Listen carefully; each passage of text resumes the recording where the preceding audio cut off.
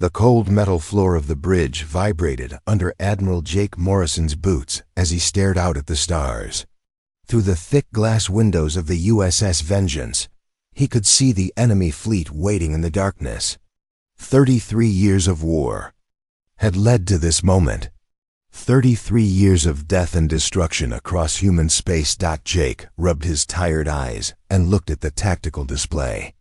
Red dots marked the positions of the Colonial Federation ships. Blue dots showed his own Earth. Alliance fleet.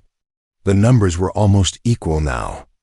Both sides had lost so many ships that neither could claim a real advantage anymore. "Admiral, we're getting reports from the outer patrol ships," said Captain Rick Davis, his second in command. "The Federation fleet is moving into attack formation." Jake nodded but said nothing. He had fought Lisa Carter and her Colonial Federation forces for more than half his life. She was a smart commander and a dangerous enemy. But she was also human, just like him. Sometimes he forgot that simple fact. The war had started over something so small that most people had forgotten the real reason. Mining rights in the Kepler system. The Earth government had claimed the rights belonged to them. The colonial worlds had said they should control their own resources. Both sides had refused to back down. What began as a legal dispute had become a shooting war when Earth sent warships to enforce their claim. The colonists had fought back with everything they had. Soon, entire star systems were choosing sides. Families were torn apart. Brothers fought brothers. Children grew up knowing only war. Jake remembered when it all started. He had been a young lieutenant then, fresh out of the academy. He believed Earth was right. The colonies needed guidance from the home world. They were too far away to govern themselves properly. Now, decades later, he wondered if anyone had been right. The bridge crew worked quietly around him. Most of these men and women had never known peace. They had spent their entire adult lives fighting other humans. Jake watched Lieutenant Amy Foster check the weapons systems. She was 28 years old and had been in the military for 10 years. 10 years of killing other humans. "Sir, incoming message from General Carter," announced communications officer Steve Miller. Jake almost smiled. Lisa Carter still insisted on being called General even though she commanded a space fleet.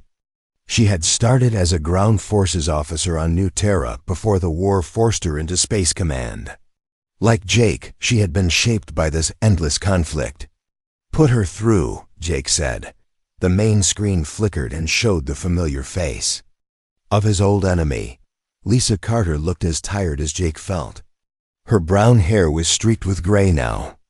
Lines marked her face where there had been smooth skin when they first met in battle. The war had aged them both. "Jake," she said simply. "Lisa," he replied. They had long ago stopped using military titles with each other. After so many battles, they knew each other too well for formal courtesy. "Are we really going to do this again?" Lisa asked. "How many more people have to die before this ends?" Jake looked around his bridge. His crew was listening to every word. They needed to see strength from their commander, not doubt. But Lisa's question hit him hard. How many more people would die today? "You started this, Lisa. Your people attacked our supply convoys. After your ships blockaded the trade routes," she shot back. "We've been dancing this same dance for 30 years, Jake.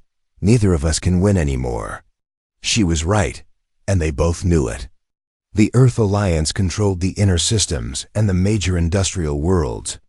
The Colonial Federation held the outer rim and most of the agricultural planets.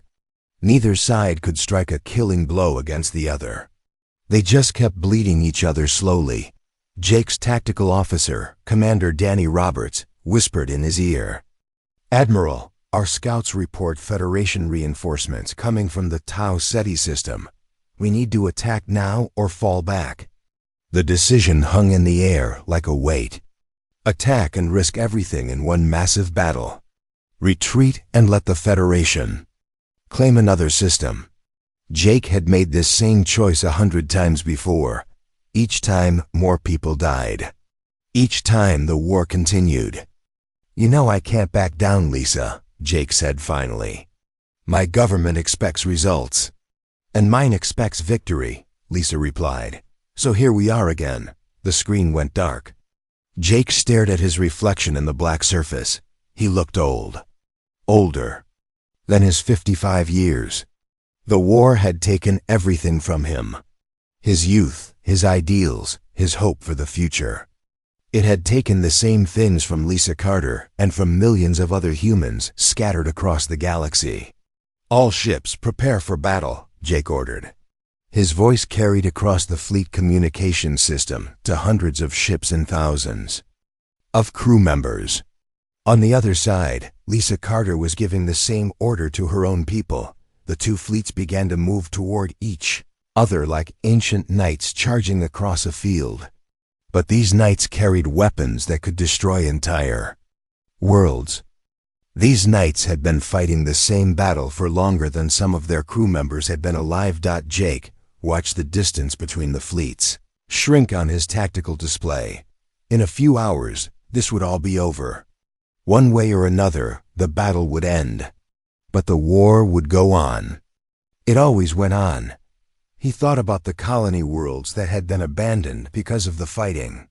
He thought about the refugee ships that wandered between systems looking for safety. He thought about the children who had never seen peace.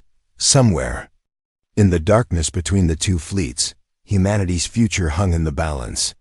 But Jake Morrison didn't know that everything was about to change.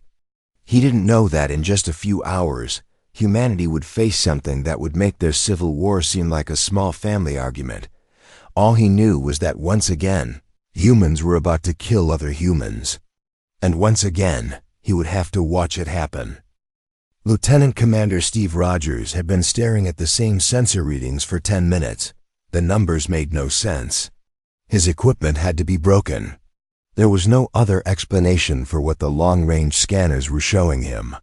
"Chief, run a full diagnostic on the sensor array." Steve called to his senior technician. Chief Petty Officer Tony Blake looked up from his console aboard the USS Liberty. The Liberty was a small scout ship positioned at the edge of the Centauri system. Her job was to watch for enemy reinforcements and give early warning to the main fleet. "Diagnostic complete, sir," Tony reported. "All systems showing green. No malfunctions detected." Steve looked at the readings again. The sensors showed massive objects emerging from hyperspace at the very edge of the solar system. But these weren't ships from either human fleet. The energy signatures were completely unknown. More importantly, there were thousands of them. "Get me Admiral Morrison on emergency frequency," Steve ordered. The communication took several minutes to establish. When Jake Morrison's face appeared on the screen, he looked annoyed at the interruption. The two main fleets were only hours away from engaging each other in what might be the final battle of the war. "This better be important, Commander," Jake said. "Sir, we're detecting a massive fleet of unknown vessels entering the system. They're not human ships, Admiral. The energy patterns don't match anything in our databases." Jake's expression changed from annoyance to concern. "How many ships?" "Best estimate is over 3,000 vessels, sir. They're unlike anything we've ever seen." On the other side of the system, General Lisa Carter was receiving the same report from her own scouts. Captain Amy Johnson, her intelligence officer, was reviewing the data with growing alarm. "General, these ships are huge," Amy said. "Some of them are larger than our biggest dreadnoughts. And they're moving in perfect formation. No human fleet has ever maintained that kind of precision." Lisa studied the tactical display. The unknown fleet had arranged itself in a complex pattern that looked almost like a flower when viewed from above. Each ship held its exact position relative to the others. Human fleets always showed some scatter, some variation in their formations. These ships moved as if they were controlled by a single mind. "Any response to our communication attempts?" Lisa asked. "Nothing, General. They're not responding to any frequency we've tried." Meanwhile, on the Liberty, Steve Rogers continued to monitor the alien fleet. The ships were getting closer, and the sensors were picking up more details. What he saw made his blood run cold. The alien vessels didn't look like any human design. They were smooth and curved, almost organic in appearance. They seemed to pulse with their own inner light. Some were long and snake-like. Others were round like massive spheres. A few had shapes that hurt to look at, as if they existed in more dimensions than human eyes could properly see. "Sir," Chief Blake called out, "I'm detecting weapon signatures from the alien fleet. These ships are armed with something that's putting out more energy than our main battle cruisers." Steve felt his mouth go dry. If these aliens were hostile, humanity was in serious trouble. The combined Earth Alliance and Colonial Federation fleets might be evenly matched against each other, but against 3,000 advanced alien warships, they would be helpless. The first communication from the alien fleet came exactly 4 hours before the scheduled human battle. Every ship in the system received it simultaneously. The message appeared on every screen, in every language that humans spoke. The voice that delivered it was calm and cold. "Humans of the third planet," the voice said. "I am Overlord Dex of the Hegemony. We have been watching your species for many cycles. We have seen your wars, your destruction, your inability to live in peace with your own kind." On the bridge of the Vengeance, Jake Morrison listened with growing dread. Around him, his crew had stopped their preparations for battle. Everyone was focused on the alien message. "You have spread violence throughout this region of space," the voice continued. "You have destroyed worlds, enslaved populations, and shown that you cannot be trusted to govern yourselves. The hegemony exists to maintain order in the galaxy. Species that cannot maintain peace must be removed." The message paused. On screens throughout both human fleets, an image appeared. It showed a massive alien ship, easily 10 times the size of the largest human vessel. The ship's hull seemed to be alive, pulsing with veins of light. "This is our ultimatum," Overlord Dex said. "You have 5 hours to surrender unconditionally. Disarm your vessels. Prepare for relocation to designated worlds where you will be supervised. Resist, and you will be eliminated. We have purged 17 other species from this galaxy. You will not be the first to successfully oppose us." To demonstrate their power, the aliens targeted an automated mining station in the asteroid belt. A beam of pure energy reached out from the lead alien ship. The mining station, which had been operating for over 50 years, simply vanished. One moment it was there, the next it was gone. Not destroyed, not exploded. Just gone, as if it had never existed. Both human fleets received the message at the same time. On the Vengeance, Jake Morrison stared at the empty space where the mining station had been. On the Federation flagship New Terra, Lisa Carter watched the same display with the same growing horror. "Admiral," Commander Danny Roberts said quietly. "What are your orders?" Jake didn't answer immediately. 5 hours. The aliens had given humanity 5 hours to surrender or face complete extinction. 5 hours to choose between slavery and death. Looked at the tactical display showing both human fleets. Red dots and blue dots, enemies preparing to destroy each other. But now there were new dots on the screen. White dots representing the alien fleet. The white dots outnumbered the red and blue dots, combined by more than 3 to 1. "Get me a secure channel to General Carter," Jake said. His communications officer looked surprised. "Sir, she's the enemy." "Not anymore," Jake replied. "Get me that channel. Emergency priority." Across the system, Lisa Carter was giving similar orders to her own communications team. For the first time in decades, the two human fleets were going to have to talk to each other. Not as enemies, but as members of the same species facing extinction. The alien fleet continued its approach, moving with that same perfect precision. They had given humanity 5 hours to decide its fate. 5 hours. To choose between surrender and destruction. But they had made one critical mistake in their assessment of the human species. They had assumed that humans would remain divided, even in the face of extinction. They had watched the Civil War and concluded that humans could never unite against a common threat. They had seen the destruction and the hatred and believed that humanity would destroy itself before it would work together. In 5 hours, the hegemony would learn just how wrong they were about the species they had come to eliminate. The secure communication channel crackled to life between the two flagships. For the first time in 15 years, Admiral Jake Morrison and General Lisa Carter were speaking directly to each other without threats or demands. The weight of 33 years of war hung between them like a wall. "Jake," Lisa said, her voice tight with tension, "I never thought I'd be glad to see your face." "The feeling is mutual," Jake replied. He looked older on the screen, she noticed. They both did. "We need to talk about our situation." "You mean the 3,000 alien ships that want to wipe us out?" Lisa asked. "Yeah, I think that takes priority over our little disagreement." Colonel Danny Miller, Jake's tactical officer, leaned into view. "General Carter, we've been analyzing the alien fleet formation. They're not just randomly positioned.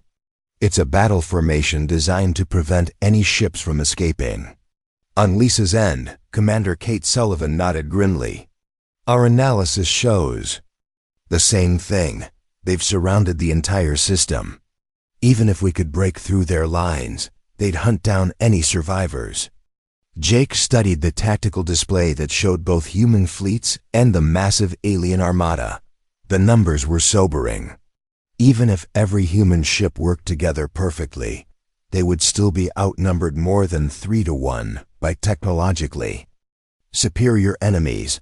"We have 4 hours left," Lisa said. "What do you propose?"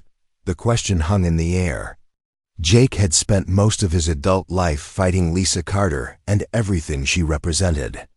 The Colonial Federation had been his enemy for so long that thinking of them as allies felt impossible. But the alternative was extinction. "We combine our fleets," Jake said finally. "Full integration, shared command structure. Pool all our resources and intelligence." Several officers on both bridges looked shocked. Captain Rick Thompson, who commanded a small group of neutral merchant ships, spoke up from his own vessel. "Admiral General, with respect, your people have been trying to kill each other for 3 decades. How do you expect them to work together?" Now, Lisa Carter's expression hardened. "Because the alternative is watching our entire species get erased from existence." "My people will follow orders. So will mine," Jake agreed. "But it's not just about following orders. We need to actually coordinate.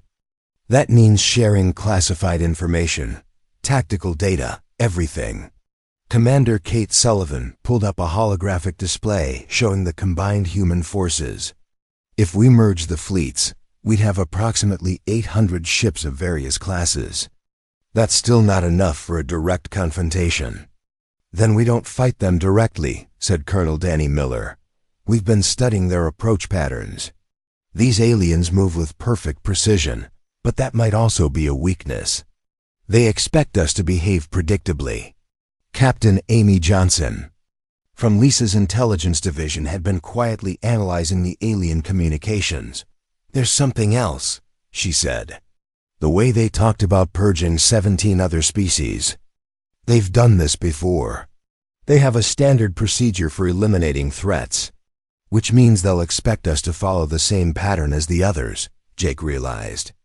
"They'll expect us to panic, to fight among ourselves, to make desperate mistakes." Lisa nodded slowly. "But what if we don't do what they expect? What if we actually work together?" The next 2 hours were the most intense planning session in human military history. Officers who had been mortal enemies worked side by side to develop a strategy that might save their species. The bridge of the USS Vengeance became a joint command center. with Federation officers working alongside Alliance personnel. Lieutenant Alex Morgan, a young engineer from the Colonial Federation, found himself working with Commander Rachel Torres from the Earth Alliance. 6 months ago, they might have been shooting at each other. Now they were analyzing alien ship designs, looking for any weakness they could exploit. "Look at this," Alex said, pointing to sensor readings from the alien fleet. "Their ships aren't just metal and electronics. There are organic components throughout their hulls. Living tissue integrated with their technology." Rachel studied the data. "That's incredible. It's like their ships are partially alive. But organic components might be vulnerable to specific types of damage." Meanwhile, Captain Nicole Adams coordinated fighter squadrons from both fleets. The pilots were struggling with the new reality of working with former enemies. Lieutenant Sam Davis, who had lost his brother in a Federation attack 2 years ago, now found himself taking orders from a Federation squadron leader. "I know this is hard," Nicole told her mixed group of pilots. "But we're not Alliance or Federation today. We're human. And if we don't work together, there won't be any humans left tomorrow." The combined fleet began reorganizing itself into a new formation. Heavy cruisers from both sides formed the main battle line. Fast attack ships prepared for hit-and-run tactics. Fighter squadrons mixed Alliance and Federation pilots in the same wings. Not everyone accepted the new alliance.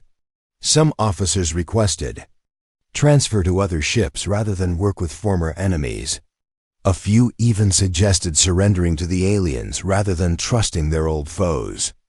But most understood that survival required cooperation. Major Ben Clark, who had commanded Federation ground forces before the war moved to space, worked with Captain Tony Mitchell to plan boarding actions against alien vessels. The idea was desperate, but desperation was all they had left. "We've never seen the inside of their ships," Ben pointed out. "We don't know how they're laid out, what their weaknesses might be." "Then we'll have to learn fast," Tony replied. "Because if our main plan fails, boarding actions might be our only chance." As the 4th hour approached, Jake Morrison and Lisa Carter stood together on the bridge of the Vengeance, watching their combined fleet take shape. Ships that had been trying to destroy each other were now flying in coordinated formations. "You?" "No," Lisa said quietly. "In another life we might have been friends." Jake nodded. "Maybe we still can be, if we survive this." The alien fleet had maintained its perfect formation throughout the human preparations. They showed no concern about the human alliance. Why should they? They had eliminated 17 other species. What could humans possibly do that the others hadn't tried? "All ships report ready," Commander Kate Sullivan announced. "Combined fleet is at full battle stations." Jake opened a communication channel to the entire human force. "This is Admiral Morrison. In 30 minutes we will engage an enemy that believes we are weak because we fight among ourselves. They think our divisions make us vulnerable. Today, we prove them wrong." Lisa stepped forward to share the communication. "This is General Carter. For 30 years, we've shown the galaxy what humans do to each other when we're divided. Now let's show them what we can do when we stand together." The combined human fleet began its advance toward the alien armada. 800 ships against 3,000. Former enemies now fighting as brothers and sisters. The aliens had expected to find a divided, panicked species ready for extermination. Instead, they were about to face something they had never encountered before: humanity united. The 5-hour deadline passed with no surrender from humanity. Overlord Dex watched from his massive command ship as the human fleets moved into what appeared to be attack formation. The organic walls of his vessel pulsed with bioluminescent patterns as he communicated with his subordinates. "The humans refused to submit," one of his officers reported. "They are advancing toward our position in a combined formation." Dex felt something like amusement. In his long life, he had overseen the elimination of 17 species. They all followed the same pattern. First came denial, then panic, then desperate fighting among themselves as they blamed each other for their fate.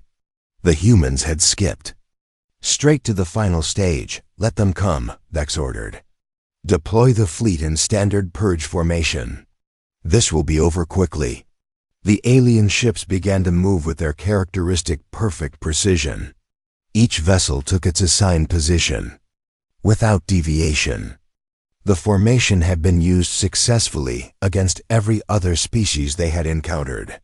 It was designed to crush resistance efficiently and completely, but the hegemony had made one critical error. They had studied human military tactics for years, watching the civil war between the Alliance and Federation. They had cataloged every strategy, every formation, every type of ship. What they had never seen was humans working together. Admiral Jake Morrison stood on the bridge of the USS Vengeance, now serving as the flagship for the combined human fleet. Beside him, General Lisa Carter coordinated the Federation elements of their forces. For the first time in decades, humanity spoke with one voice. All ships, execute Plan Alpha, Jake commanded. The human formation suddenly broke apart. To the aliens, it looked like exactly what they expected. The humans were panicking, losing coordination, falling back into their old patterns of chaos and confusion. The hegemony fleet began its advance, confident that victory was assured. They were wrong. What looked like chaos was actually the most complex, coordinated maneuver in human military history. Every ship knew exactly where it was supposed to be. The apparent disorder was carefully planned confusion designed to mask their true intentions. Commander Lisa Warren led the first wave of fighter squadrons directly at the alien center. Her mixed force of Alliance and Federation pilots flew in formations that seemed random but were actually designed to confuse the enemy targeting systems. The aliens expected human fighters to attack in predictable patterns. Instead, they faced controlled chaos. First wave, engage at will, Lisa commanded. Remember, we're not trying to win a straight fight. We're buying time for the real plan. The human fighters swarmed around the alien ships like angry insects. Their weapons did little damage to the advanced alien hulls, but that wasn't the point. The point was to force the aliens to focus on immediate threats while the main plan developed. Captain Ben Clark commanded a group of heavy cruisers that seemed to be retreating from the battle. The aliens ignored them, focusing on the more aggressive fighter attacks. This was exactly what the humans wanted.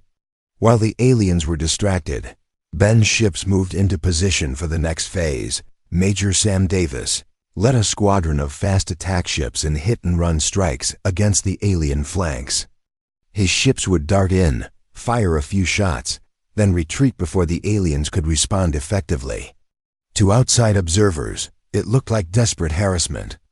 In reality, each attack was gathering critical data. Lieutenant Alex Morgan worked frantically at his sensor station aboard one of the attack ships.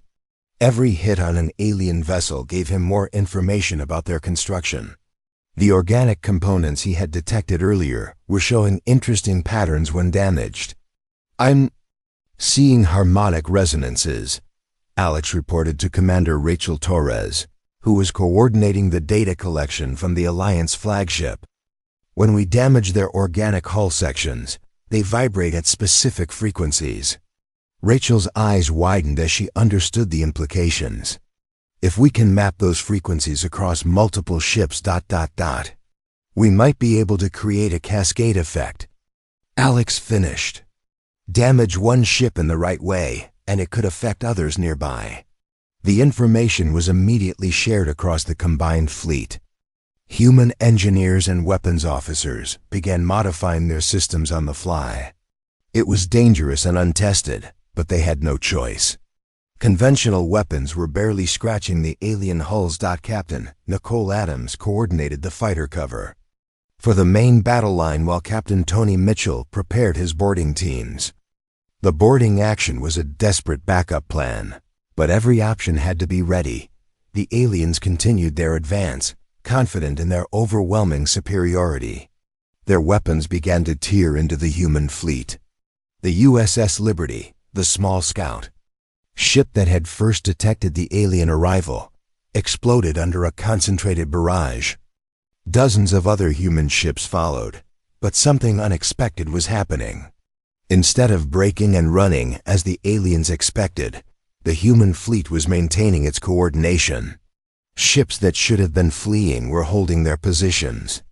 Crews that should have been panicking were following orders with discipline that impressed even their former enemies. "Admiral," reported Commander Kate Sullivan, "we're taking heavy casualties, but all units are maintaining formation. The frequency modulation is almost ready." Jake Morrison watched his people die and felt a mixture of pride and grief that nearly overwhelmed him. These men and women were sacrificing themselves not for the Earth Alliance or the Colonial Federation, but for humanity itself. The turning point came when Lieutenant Alex Morgan's modifications were finally ready. The human ships began firing weapons tuned to the harmonic frequencies of the alien organic components. The first shots seemed no more effective than before, but then something remarkable happened. One of the smaller alien ships began to vibrate. The vibration spread to nearby vessels, then to others. Within minutes, entire sections of the alien fleet were resonating with destructive harmonics that tore their organic components apart from within. Overlord Dex watched in shock as his previously invincible fleet began to falter. The humans had done something that no other species had managed. They had found a weakness in hegemony technology and exploited it with ruthless efficiency. How is this possible? Dex demanded of his officers, but his officers had no answer. The hegemony had never faced an enemy that could adapt so quickly, that could turn their greatest strength into a weakness. They had underestimated not just human technology, but human ingenuity and cooperation. The battle was far from over, but for the first time in hours, humanity had hope. The harmonic frequencies spread through the alien fleet like a virus. Ship after ship began to shake apart as their organic components turned against them. What had once been the hegemony's greatest advantage was now destroying them from within. Overlord Dex felt his command ship shudder beneath his feet. The living walls that had pulsed with gentle light now flickered with chaotic patterns. His officers scrambled to contain the damage, but the resonance was beyond their control. "Withdraw to safe distance," Dex ordered, his voice tight with rage and disbelief. Regroup the fleet, but regrouping was easier said than done. The harmonic effect was spreading faster than the alien ships could retreat. Vessels that had seemed invincible minutes before were now breaking apart in space, their organic components tearing themselves to pieces. Admiral Jake Morrison watched the alien retreat with grim satisfaction. The human fleet had paid a terrible price. Nearly 200 ships had been destroyed, and thousands of crew members were dead. But they had achieved the impossible. They had defeated the hegemony. "All ships pursue the enemy," Jake commanded. "Don't let them escape." General Lisa Carter coordinated the pursuit from her position beside Jake. The sight of their former enemies working together so seamlessly still amazed her. 6 hours ago, they had been preparing to destroy each other. Now they moved as one unified force. Captain Tony Mitchell saw his opportunity and took it. While the main fleet pursued the retreating aliens, he led his volunteer squadron in a desperate maneuver that would be remembered in human history books for centuries to come. "This is Captain Mitchell to all units," he broadcast on an open channel. "We're going to ram the alien command ship. Any pilot who wants to follow me, now's your chance to make a difference." Dozens of fighters and small attack ships joined Mitchell's charge. They were outnumbered and outgunned, but they had something the aliens didn't understand. They had the willingness to sacrifice everything for their species. The human fighters dove toward Overlord Dex's massive command vessel, their weapons blazing. Most were destroyed before they could reach their target, but a few made it through. Captain Mitchell's own ship slammed into the alien hull at full speed, punching through the organic armor and into the ship's vital systems. The explosion that followed lit up space like a new star. The alien command ship, damaged by the harmonic frequencies and now crippled by the human attack, began to break apart. Overlord Dex had just enough time to reach an escape pod before his vessel was destroyed. With their command ship gone and their fleet in chaos, the remaining hegemony vessels began a full retreat. They had never faced defeat before, and they didn't know how to handle it. Their perfect formations collapsed into desperate flight, but Jake Morrison and Lisa Carter had one final message for the aliens. They opened a communication channel that would reach not just the fleeing ships, but any other hegemony forces that might be listening. "This is Admiral Morrison of the Earth Alliance and General Carter of the Colonial Federation. Speaking for all of humanity," Jake began. Lisa stepped forward to share the message. "You came here expecting to find a weak, divided species. You thought our civil war made us easy prey. You were wrong. Humanity does not surrender," Jake continued.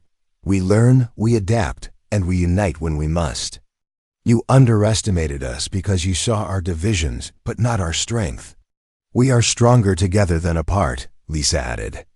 "And we will defend our right to exist against anyone who threatens us. You've learned that lesson today. Make sure the rest of your people learn it too." The message was broadcast across the galaxy, carried by the fleeing alien ships back to hegemony space. For the first time in their history, the hegemony had been defeated. The species they had come to eliminate had not only survived, but had driven them away. As the last alien ships disappeared into hyperspace, something extraordinary happened aboard the human vessels. On ship after ship, crew members who had been enemies hours before began to embrace. Alliance officers hugged Federation personnel. Former enemies wept together as they realized what they had accomplished. Lieutenant Alex Morgan, whose discovery of the harmonic frequencies had saved humanity, found himself shaking hands with Commander Rachel Torres. 6 months ago, their ships had been shooting at each other. Now they were heroes of the same victory. Captain Nicole Adams gathered her mixed squadron of pilots around her. "Look at what we did," she told them. "Look at what we can accomplish when we work together instead of fighting each other." The celebrations were mixed with grief for the thousands who had died in the battle, but their sacrifice had meaning now. They had died not for one faction or another, but for the survival of their species. Admiral Morrison and General Carter stood together on the bridge of what was now being called the USS Humanity. The ship had been renamed in honor of the unity that had saved them all. "So what happens now?" Lisa asked. "The war is over, but we still have a galaxy to rebuild." Jake looked out at the mixed fleet of Alliance and Federation ships flying in perfect formation. "Now we do what we should have done 30 years ago. We work together." The refugee ships that had been hiding in the outer systems began to emerge from their hiding places. For the first time in decades, they had safe passage through human space. The Civil War was truly over. Over the following weeks, the two governments began the complex process of reunification. It wouldn't be easy. There were still those on both sides who preferred the old hatreds to the new cooperation. But the Battle of Centauri had shown what humanity could achieve when it stood united. The alien threat had been defeated, but its legacy lived on in the form of human unity. The species that had nearly destroyed itself had instead found its true strength. The galaxy had tried to judge humanity and found them wanting, but humanity had judged itself and chosen to be better. In the years that followed, humans would spread across the galaxy not as conquerors, but as a people who had learned that their greatest strength lay not in their weapons or their technology, but in their ability to overcome their differences when it mattered most. The Civil War was over. The real work of building a better future was just beginning.